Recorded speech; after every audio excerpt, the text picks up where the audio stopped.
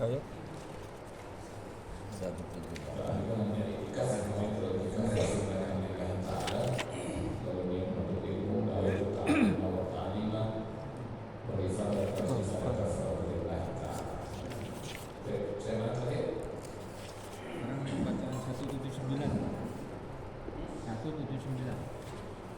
Al-A'raf ayat 179.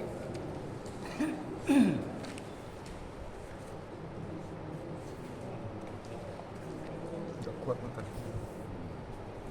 Surah Al-A'raf ayat 179.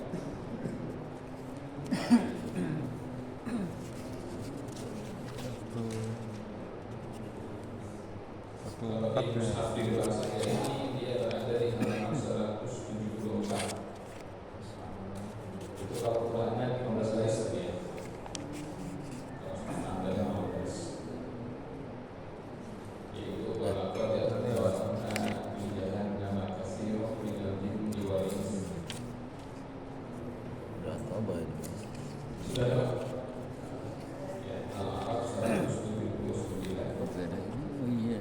Halamannya Ini halaman ini 174 kalau di mushaf di depan saya. 179 itu. bukan. Ya, ayatnya 179. Bukan dikirain sama ininya. Enggak sama. Ini air kecil banget. Udah enggak. 15. 105. 8 ini. 187. 179 ya. 179 ya? Iya. Berarti ini lagi. Sudah ya? Kalau sudah, kita baca biasa. A'udzu billahi minasy syaithanir rajim.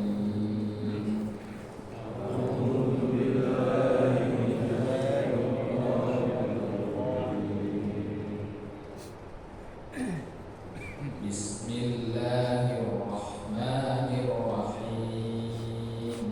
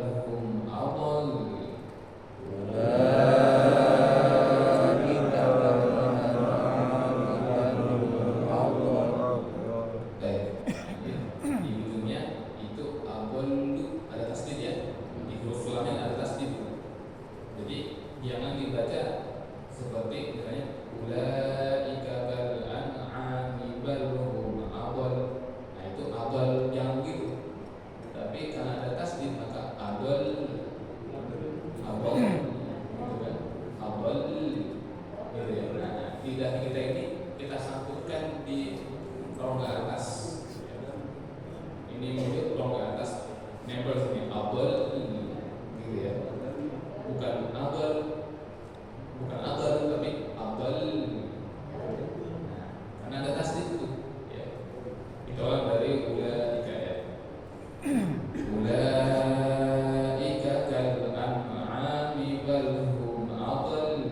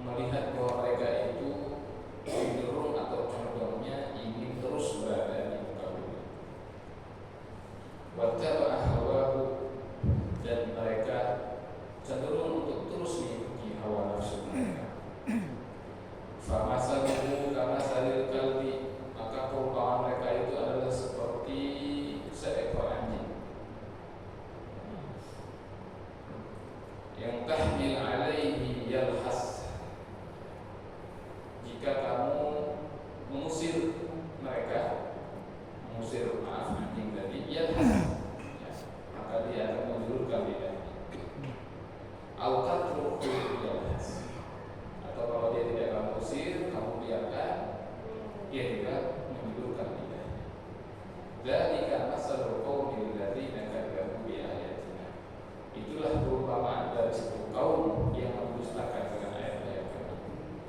Fakat susil qasasa, maka ceritakanlah tentang kisah-kisah wahai Rasul, la'allahum yatafakkarun, mudah-mudahan mereka itu mau berpikir. Ayat ini Al-A'raf ya, ayat yang ke-176. Jamaah dirahmati Allah Subhanahu wa taala, pada ayat yang lalu ya, Allah Subhanahu wa taala telah menerangkan kepada kita ya, tentang orang-orang yang diharapkan akan kembali kepada Allah Subhanahu wa taala, akan kembali bertobat kepada Allah Subhanahu wa taala, yaitu mereka yang beriman dengan ayat-ayat Allah, bertobat kepada Allah, kembali kepada fitrahnya, yaitu mengesahkan Allah Subhanahu wa taala. Tapi walaupun fitrahnya manusia itu semuanya beriman kepada Allah, di dalam sebuah hadis tadi memang menyebutkan bahwa fa'abawahu yuhawidanihi au yunassiranihi au yumajjisanihi, maka kedua orang tuanya yang menjadikan anak yang tadinya lahirnya fitrahnya mukmin menjadi Yahudi, Nasrani atau Majusi. Itu kedua orang tua dalam tanda kutip. Karena masih kata dalam tanda kutip karena belum tentu orang tua bisa lingkungannya, bisa teman-temannya, bisa pasangannya. Makanya Nabi tidak menyebut walidah, tapi abawahu, yang mana kata abawa itu orang tua tapi bisa berpotensi makna bukan kandung. Beda sama walidah yang pasti kandung. Ada orang yang murtad gara-gara gurunya, ada orang murtad gara-gara calon suaminya atau calon istrinya. Belum tentu kan orang. Nah, kemudian di dalam ayat ke-176 Allah Subhanahu wa taala menyebutkan tentang salah satu tipe orang yang kafir kepada Allah. Yaitu ada orang kafir yang bagaimana? Orang kafir yang Allah Subhanahu wa taala sebutkan sikap mereka itu seperti kalbun. Seperti kalb. Seperti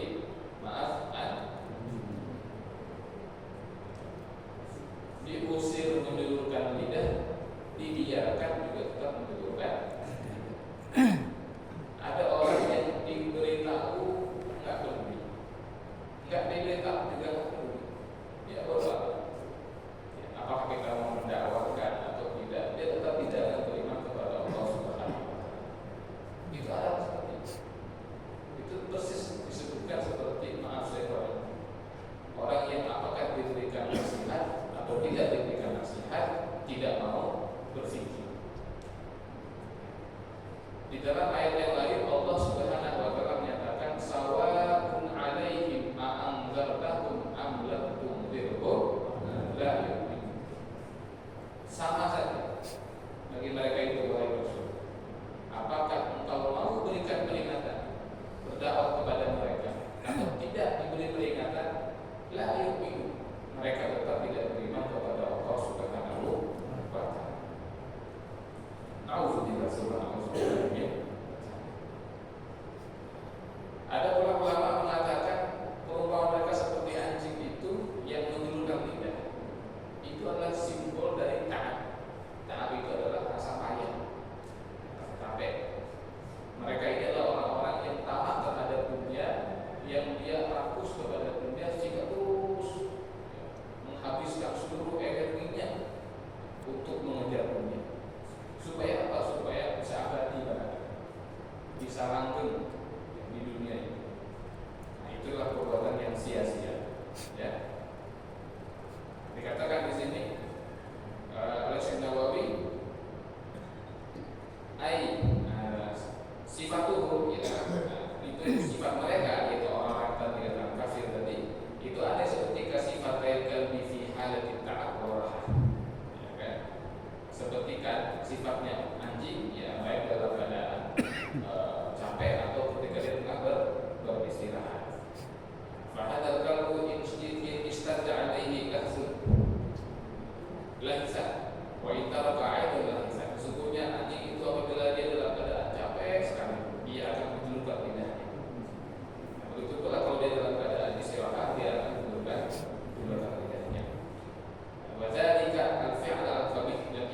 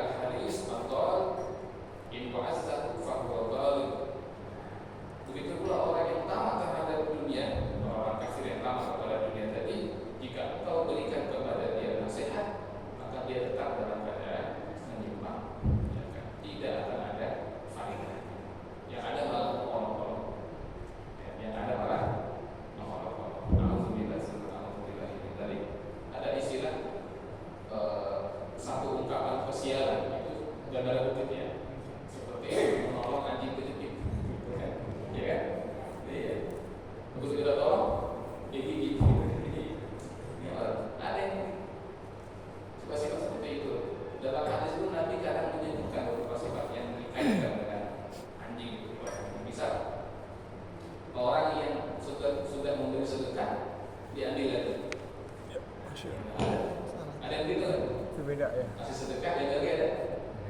Karena mungkin dia selek sama yang dikasih. Oh. Ya. Dibakar pet. Ya kan? Atau dengan dia gitu. Itu aku pilih dia bilang gitu kan dia kan. Apa ini atapan dia katanya kan? Ini orang yang memberi sesuatu sebagai hadiah sedekah lalu diambil lagi, ya, itu kata Nabi seperti seekor anjing yang muntah lalu menjilat juga apa muntahnya. Itu perbuatan yang sangat hina, ya kan? Hina. Jadi kalau kita udah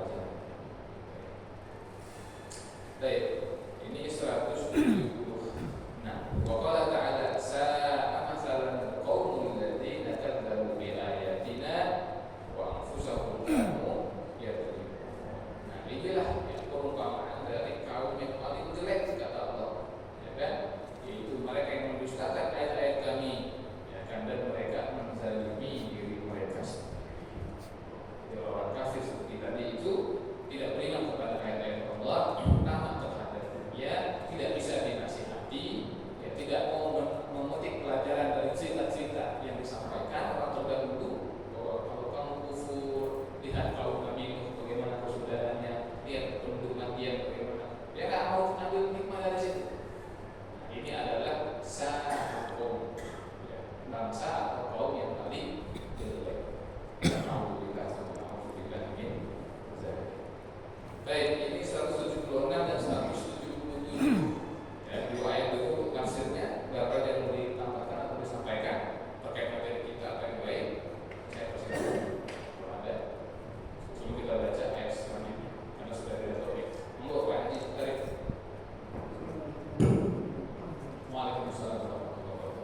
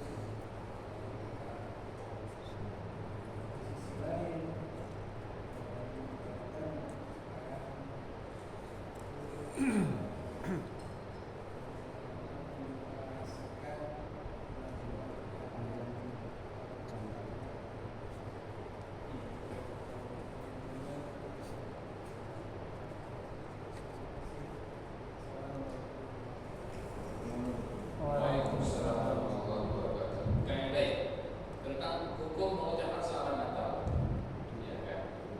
Dengan tidak mengurangi rasa hormat kita, ya, dan rasa apa namanya persatuan kita sebagai sesama anak bangsa, teman-teman kita yang beragama Kristen. Saya mengambil pendapat yang mengatakan bahwa mengucapkan selamat Natal itu hukumnya haram. Ini pendapat yang saya ambil. Bukankah ada pendapat yang mengatakan tidak haram? Ada. Tapi harus kita lihat konteksnya. Saya khawatir ada orang yang mengambil sesuatu tanpa konteks. Ya, misal, kalau Bapak atau Ibu perhatikan, menurut fatwa dari Darul Ustadz di Mesir, itu nggak apa-apa mengucapkan dan ada kutip ya selamat Natal. Itu nggak apa-apa. Itu pendapat dari Darul Ustadz di Mesir. Kalau bahasa kita MUI lah, MUI-nya Mesir. Wah sesat nih Mesir nih. Makanya lihat konteksnya. Yang pertama di Mesir jelas ada perlindungan terhadap agama Islam, sehingga tidak dikhawatirkan ada yang murtad. Karena kalau di sana ada orang murtad, itu urusan pribadi. Tapi kalau dia murtad terus berani ngomong-ngomong di YouTube, ngomong-ngomong di media, bikin video kayak sisa saya Ibrahim, itu dihukum mati. Jadi kalau dia murtad pribadi, tapi begitu dia ngomong saya murtad, karena begini saya mengajak, itu hukuman mati. Kemudian di Mesir juga seorang Muslim boleh menikahi perempuan Kristen Koptik, boleh. Ini kan. Tapi ada syaratnya. Kalau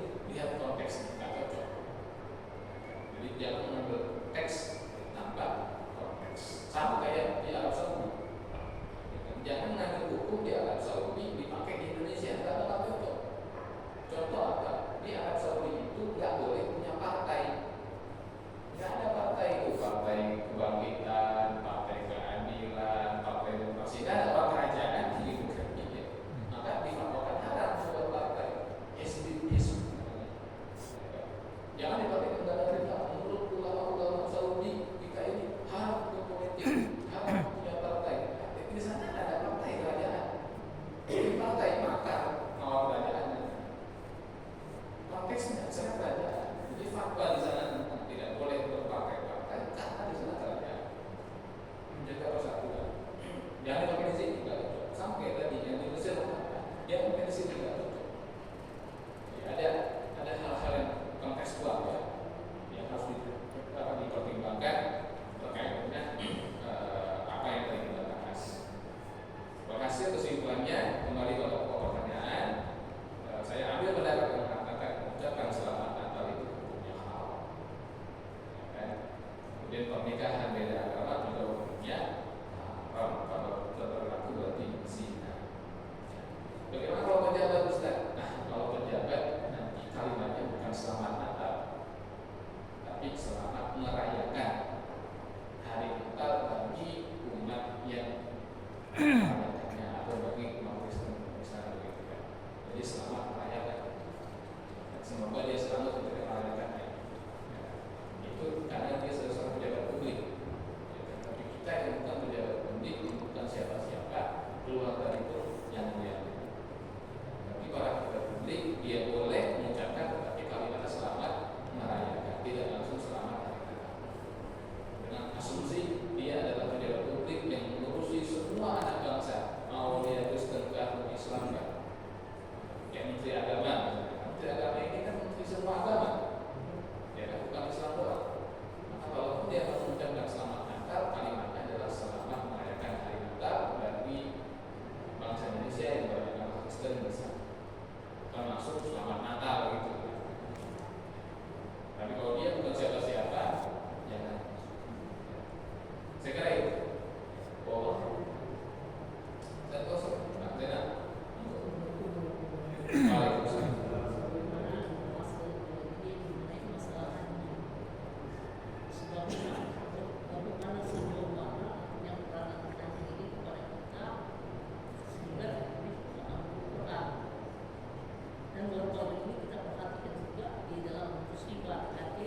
Sampai ada anjing yang mati karena capek, sehingga orang tidak memperhatikan manusia terhadap binatang ini. Dan ketiga, anjing juga disertakan dalam budaya yang mengonsumsi budaya. Jadi artinya peranan anjing ini begitu besar. Terima kasih. Menjelaskan. Baik tentang anjing. Yang pertama, Islam tidak membenci anjing. Islam tidak anjing benci. Kalau kita semua, Islam mengatur masalah anjing. Islam menetapkan bahwa anjing itu adalah hewan najis, dan yang berpotensi sebagai penyebar najis yang paling besar adalah air liurnya. Yang najisnya itu digolongkan sebagai najis berat, mughaladzah. Para ulama semua sepakat air liur anjing itu mughaladzah, najis berat. Ada masalah hukumnya, ada berat. Mazhab Syafi'i mengatakan anjing dari liurnya, bulunya semuanya mughaladzah. Mazhab Maliki mengatakan hanya liurnya, bulunya nggak apa-apa. Maliki. Tapi mazhab Syafi'i semua yang ada di anjing itu najisnya mughaladzah. Tapi semua ulama sepakat liurnya bermasalah, dan memang liurnya itu bermasalah. Dari segi medis pun dia bermasalah. Penyebab rabies terbesar terbanyak itu adalah anjing. Yang kedua, monyet atau kera. Jadi Islam mengatur, kita nggak benci sama anjing. Itu makhluk Allah. Bahkan Nabi menyebut ada seorang wanita yang bertobat kepada Allah, diterima taubatnya gara-gara ngasih minum seekor anjing kehausan, karena ada rahmatnya kepada anjing. Jadi kita jangan ada anjing digagel, ada anjing dilempar, jangan memusuhi anjing, tetapi hati-hati dalam memeliharanya, dalam interaksi dengan dia, karena dia mengandung najis. Nah,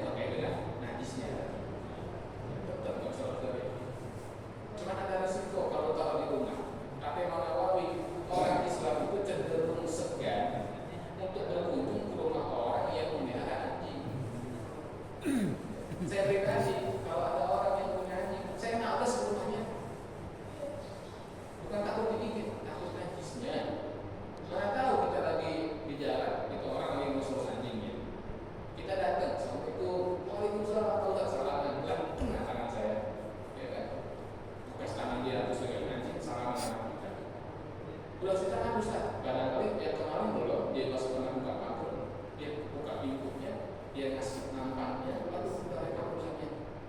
Ya. Nah kata ulama jangan taruh di rumah, jangan taruh di dalam rumah, ya, kan? Taruh di luar, bikinkan rumah tersendiri di rumah, supaya orang nggak was-was begitu rumah. Dan rumah yang ada anjingnya tidak akan dimasuki oleh malaikat. Kecuali mereka mau singa, mau anjing dan iya, udah waktunya kan? Iya. Tapi kalau mereka terlambat, mereka tidur aja nggak mau datang. Mereka tidur nggak mau datang. Nabi pernah disampaikan akan datang wahyu besok jam sekian, kira-kira saat sekian. Nabi tunggu kok nggak datang ini mereka tidur. Bolak-balik Nabi bisa. Nggak mungkin Allah ikhlasnya, nggak mungkin mereka tidur ikhlasnya. Nah, Nabi kita nengok ke bawah ranjang itu ada anak anjing gitu kan, ternyata ada di bawah ranjang tadi. Bukan pakai tongkat sama Nabi digeser berangkat, digeser ya kalau dipukul, digeser, keluar, datang mereka tidur. Kata beliau ada anjing ya Rasulullah, kita mereka tidak akan masuk ke rumah yang ada. Sekarang itu.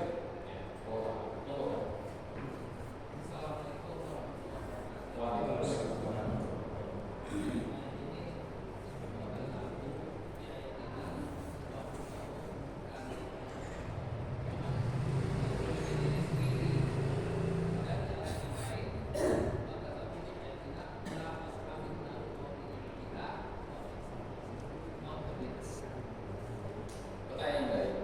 Jadi perbuatan dosa dalam tinjauan agama disebut sebagai perbuatan zalim. Jadi perbuatan zalim itu adalah menzalimi diri sendiri dan menzalimi orang lain. Kalau seorang itu merampas hak saudaranya, maka dia berbuat zalim kepada orang lain. Satu, ada hak yang dia ambil. Dan yang kedua, begitu orang itu berbuat keburukan, berbuat dosa, maka dia sudah merelakan dirinya secara tidak langsung untuk diazab di api neraka. Bukankah itu menzalimi diri sendiri? Karena tubuhnya punya hak untuk tidak dizalimi, tubuhnya punya hak untuk dijaga. Makanya yang menjadi saksi pemberat ya, para mujrimun ya, itu adalah tangan mereka, kaki mereka.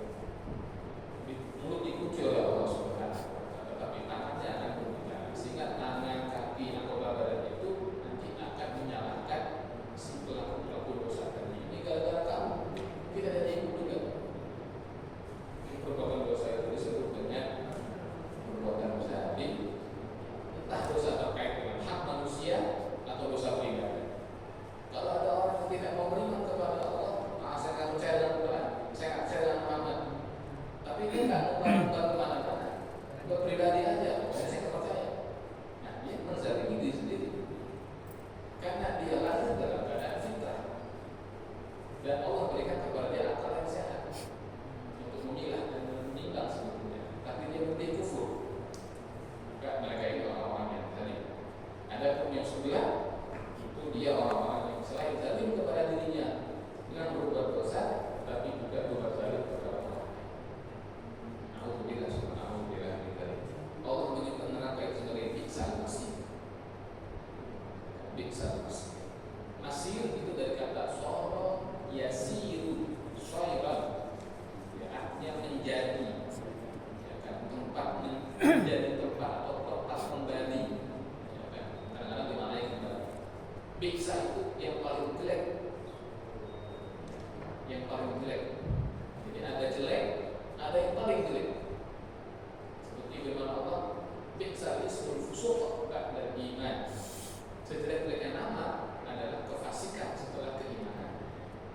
Itu sejelek-jeleknya orang yang tadinya beriman lalu menjadi orang kafir, fasik. Alhamdulillah. Apalagi zina. Zina itu Allah sebut sebagai apa? Sa'a sabila, jalan yang jelek. Ya, jalan yang jelek. Tapi neraka tempat kembali orang. Alhamdulillah. Itu saya rasa.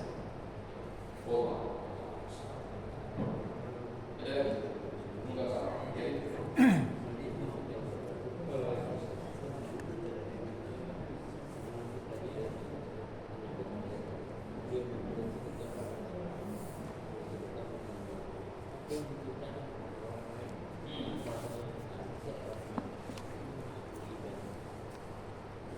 baik. Seseorang bersedekah kepada orang lain, seseorang si A sedekah kepada si B, lalu si A ini bercerita kepada orang lain. Saya sedekah kepada si B begini, begitu kan? Nah ini istilahnya bagaimana ini? Ini namanya al-mannan. Artinya orang yang menyebut-nyebut pemberian. Dalam tinjauan agama, kalau dia menyebut-nyebut itu untuk apa namanya mempertontonkan kebaikannya, maka dia punya pahala akan tertahan. Jadi lihat itu akan menahan pahala. Ini misalnya pahala nih, udah nyampe nih pahala karena ikhlas. Di tengah-tengah dia lihat, angkat lagi. Sampai kapan? Sampai dia bertobat ikhlas baru turun lagi. Kalau niatnya dia dulu waktu aku susah-susah itu saya bantu. Dia gitu dari dunia kan naik ke mana. Tapi kalau dia menyebut-nyebutnya cerita-cerita niatnya adalah untuk menyesali, maka habis pahalanya. Jadi menyebut-nyebut pemberian kalau niatnya ingin dipuji tertahan pahalanya, tapi kalau dia menyesal habis. Kalau menyesal apa? Berantem gitu. Kalau kata orang ini, dulu waktu susah itu pada saya kuat, dia pernah kalau saya lihat, terima kasih kepada dia, saya numpang 3 bulan saya kasih makan beras saya dimakan. Sekarang itu orang lupa sama saya. Berarti dia kesel nih, habis pahala. Jadi kalau kayak gitu habis pahala. Tapi kalau dia nggak ada masalah tapi pengen dipuji maka ketahan. Jadi aman bagaimana Ustaz? Ya aman, jangan ngomong. Udah. Itu pernah ada seorang ulama besar namanya Kiai Hasan Al-Basri lewat di sebuah tempat, ada 2 orang laki-laki lagi berantem. Lalu kata yang satu, kamu ini nggak mau terima kasih. Dulu kamu susah saya bantu. Sekarang kamu itu ya, sang imamnya sudah lewat balik lagi. Terus salaman sama orang yang tadi ngomong. Selamat, kamu sudah menghanguskan pahala kebaikan kamu. Langsung astagfirullah. Nah sehingga kata orang kalau terlanjur muncul tuh sombong, muncul ria, muncul langsung istighfar. Ketika terlanjur nih, namanya manusia barangkali lagi seluruh cerita, gitu kan? Atau kita ketrigger, kepancing ngomong, langsung astagfirullah. Jadi yang tadinya ria ini astagfirullah langsung turun lagi, nyampe lagi. Gitu. Tapi kalau aman, nggak usah cerita. Kecuali kepada orang yang kita percaya, itu nanti ada hajat. Kalau nggak ada, nggak usah. Sedekah terang-terangan boleh, sedekah sembunyi itu lebih baik. Maka hendaknya kita sembunyikan itu lebih utama daripada yang kita tampak. Misal, Pak Wirnyo ada acara di masjid, mau acara apa nih? Mau acara menyambut target Ramadan misalnya. Dari DKM udah keluar tuh, perlu dana misalnya 10 juta misalnya gitu kan. Lalu Pak Wirnyo buka katakanlah 3 juta misalnya. Tapi nanti maunya bisa nanti kan ditulis tuh, mengatur. Itu saya 300.000 misalnya gitu ya. Yang ditulis berapa? 300.000. Yang 2,7-nya tersebut. Jangan pernah balik. Tulis ya 2,9.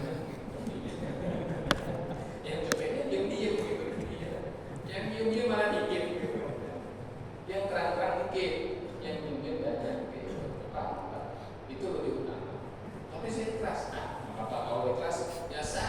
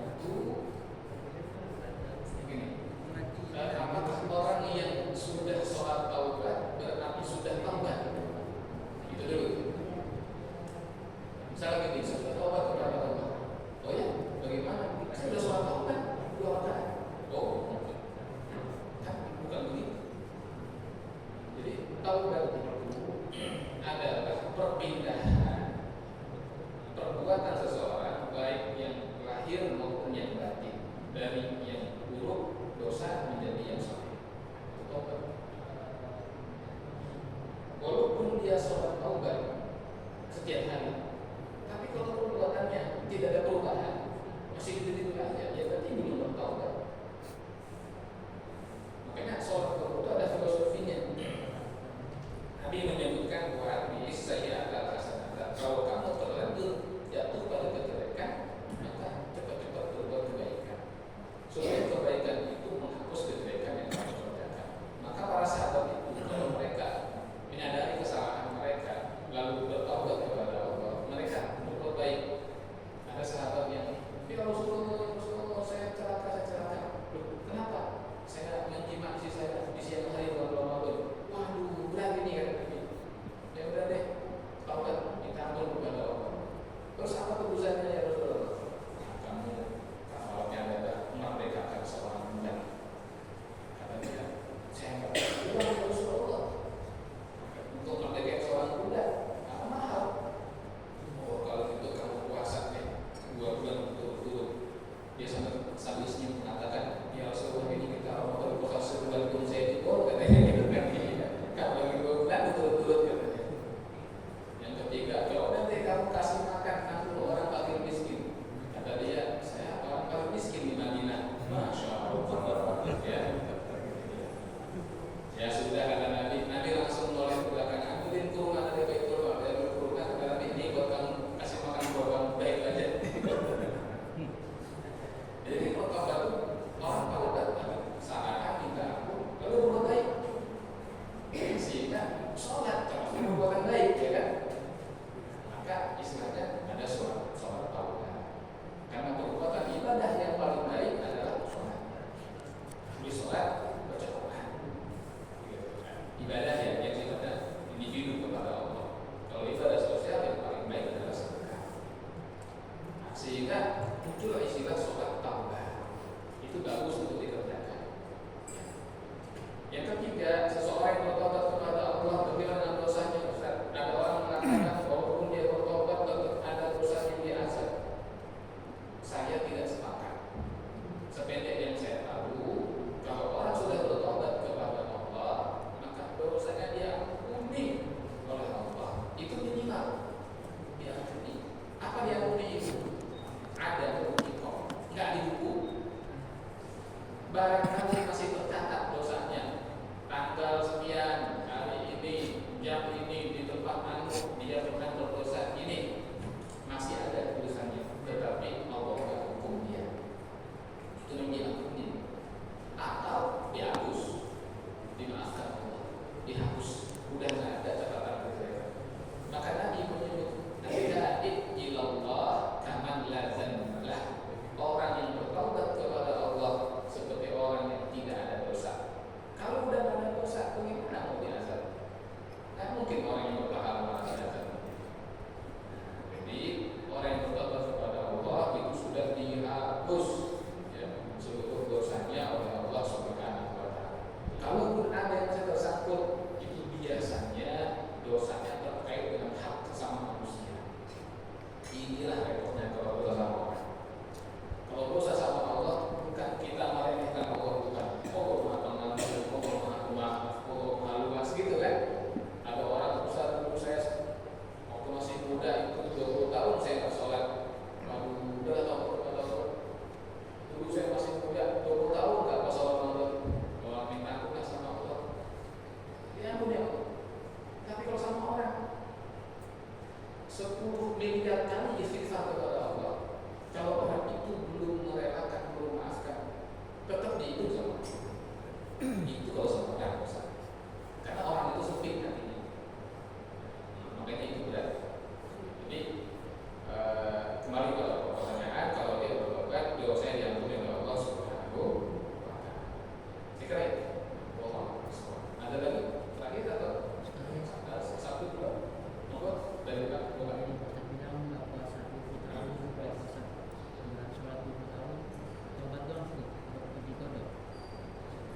Pertanyaan yang baik. Jika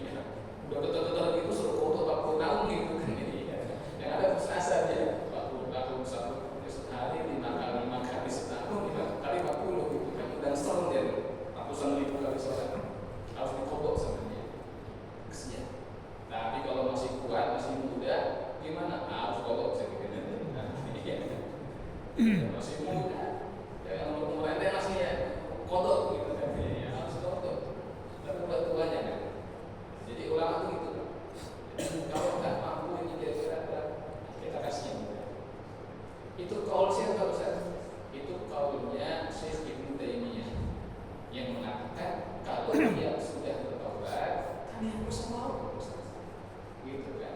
Jadi apa yang harus bertobat? Adapun yang mengatakan harus bertobat itu pendapat 4 mazhab, termasuk mazhab Syafi'i. Barang siapa yang memotong sholat maka harus dipotong sholat. Ya kita pilih yang mana nih? Lihat situasi dari si penanya. Ya, situasinya. Ya, sama kayak saya puluhan tahun tidak bayar zakat Ustaz. Saya dulu kaya raya, tidak pernah bayar zakat. Zakat mal saya itu setahun 20 miliar.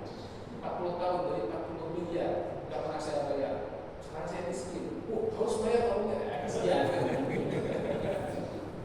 Kesian udah 21 miliar gitu kan. Bukannya ya udahlah gitu kan.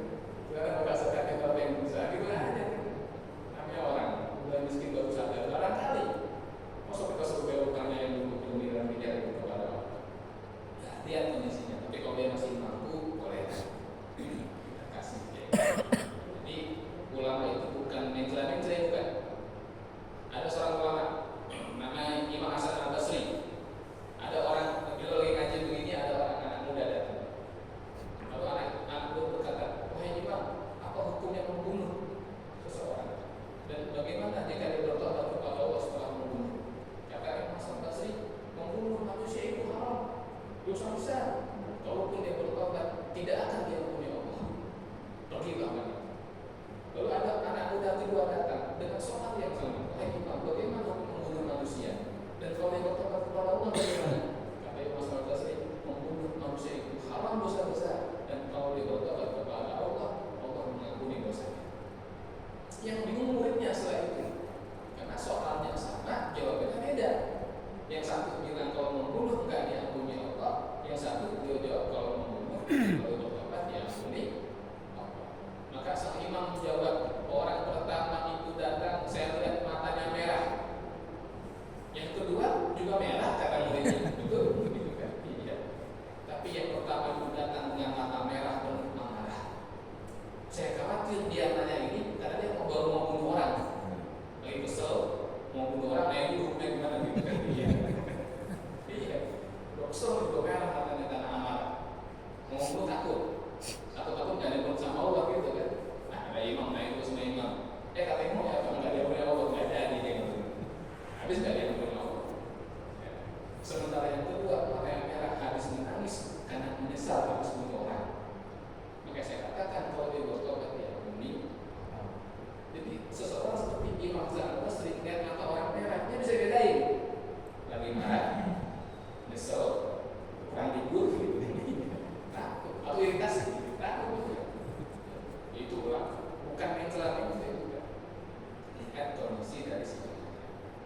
Sekarang tadi kalau dia sudah sepuh, udah nggak sanggup buat lama-lama sholat, ya udah taubat, ya kan, perbaiki diri jadi orang baik, banyak sedekah, gitu. Tapi kalau dia masih sanggup, masih muda, kok hutang kepada Allah lebih utama untuk dibayar. Kira itu. Pak Arif itu, silakan.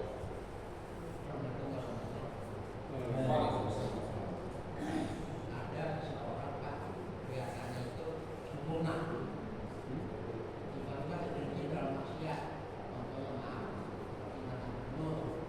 itu pencerahan di mana Pak? Tentang kebutuhan aja. Kalau sekarang ada Pak. Oh, Viral itu Pak. dilengkapi ya. Saya akan minta mana Pak? Maaf. Iya, orang tahu ya. Baik.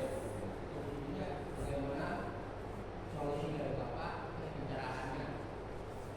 Mohon dikatakan. Terima kasih Bapak. Waalaikumsalam warahmatullahi wabarakatuh. Baik. Ada seorang wanita mendatangi Masya Allah, saya lupa Fulan ya.